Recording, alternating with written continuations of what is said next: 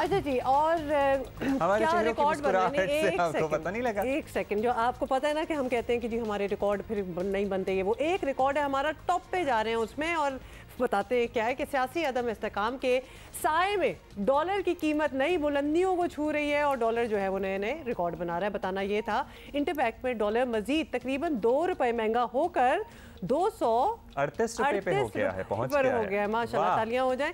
और open market में 240 से भी ऊपर है, जबकि इतलात हैं कि कमर्शियल बैंक 250 रुपए पर भी इंपोर्टर्स को लेटर ऑफ क्रेडिट जो है वो नहीं दे रहा। तो यानी मिल ही नहीं रहा, अब तो नायाब चीज़ हो चुकी है।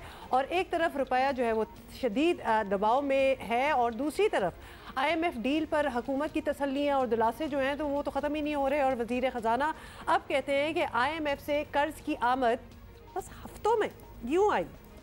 कब ख़त्म होंगे? We've met the prior conditions by the IMF to be able to get hopefully the first tranche whenever their board meeting takes place. The IMF did talk about anti-corruption laws, and inshallah we will hire, in consultation with the IMF and civil society of Pakistan, we will constitute a commission of some of the best experts from around the world. I'll get experts from Pakistan Business Council. I'm very happy that we've averted the default, and my most priority is to ensure that Pakistan is getting more inward dollars than the dollars going out. ठीक है जी, अब dollar तो हुकूमत के control में आ नहीं रहा, लेकिन साथ साथ बाकी चीज़ें भी नहीं संभल रही हैं। एक बेयकीनी की कैफियत है, नज़र ये आ रहा है कि मुल्क में सियासी अदम इस्तेहकाम ने मईशत की, जिसे कहते हैं ना, बुनियादें हिलाकर रखती हैं और हुकूमत की तमाम तर तवज्जो इस वक्त सियासी महाजराई पर है। बेसमत पॉलिसियों ने बेयकीनी को मज़ीद बढ़ावा दिया है। शहबाज हुकूमत को जान लेना चाहिए कि उनके लिए बड़ा सियासी ख़तरा, मौशी मुश्किलात हैं, और अगर आपने हुकूमत में रहना है तो कम अज़ कम अपने फैसलों से मुताल्लिक़ अवाम को एतमाद मिलें। Doctor Waqar Masood, former adviser to PM हैं on revenue and finance and former secretary finance है, हमारे साथ मौजूद हैं। उनसे ज़रा जानने की, समझने की कोशिश करते हैं। शुक्रिया वक़ार साहब, आपने वक्त दिया। वक़ार साहब, आम आदमी मतलब उसकी क्या ही बात करें, उसके लिए बात जानना ज़रूरी है कि डॉलर पिछली हुकूमत में ऊपर जाता रहा और 3 साल आपको पता ही ये सिलसिला चला, लेकिन मौजूदा दौर में तो इंतहाई हो गई है, 3 माह में रिकॉर्ड टूट गए हैं। तो क्या इसकी वजूहात बन रही हैं? जो ये वाले हैं वो कहते हैं पिछलों की वजह से जा रहा है, अब पिछलों की अगर बात सुन लें तो फिर उससे पिछलों की वजह से उनकी हुकूमत में ऊपर गया मतलब किसी का कोई कसूर होता नहीं है, पिछलों का होता है। फरवरी के अंदर हमें IMF से 6ठी ट्रांच मिली थी, 6ठा जायज़ा जो है वो मुकम्मल हुआ था। उसके बाद हमने वादे किए थे कि जनाब हम अगले ट्रांच के लिए जो तकरीबन जून के वक्त होगी मुख्तलिफ़ चीज़ें करेंगे, लेकिन हमने वो वादे थोड़े से जो हैं उनमें तरमीम कर दी, उनको पूरा नहीं किया। खुसूसन कि जो पेट्रोल और इलेक्ट्रिसिटी की प्राइसेस को मुंजमद कर दिया और फिर कहा कि जून तक मुंजमद रहेगा। और फिर जब नई हुकूमत आई नो कॉन्फिडेंस के बाद, तो उसने भी वक्त ले लिया।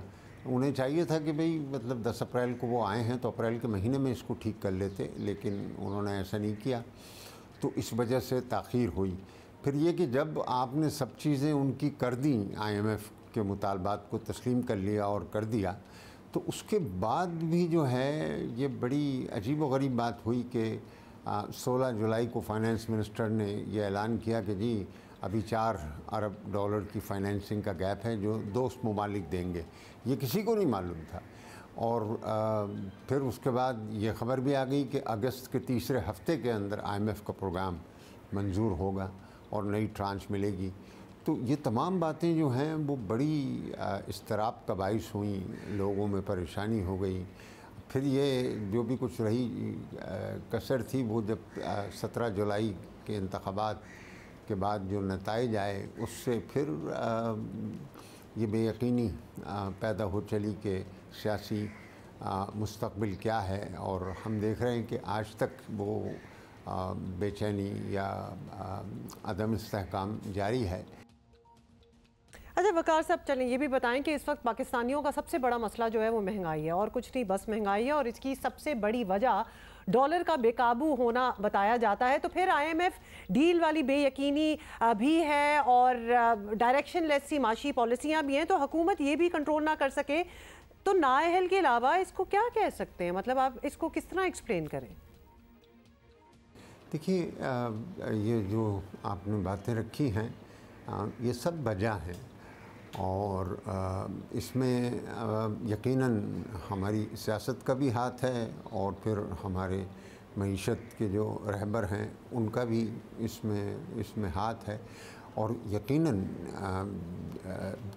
अब इस वक्त आपका जो इन्फ्लेशन है, अब देखिए इन्फ्लेशन के नताइज आने वाले हैं और लोग प्रिडिक्ट कर रहे हैं कि अगले महीने तकरीबन 24% का इन्फ्लेशन होगा।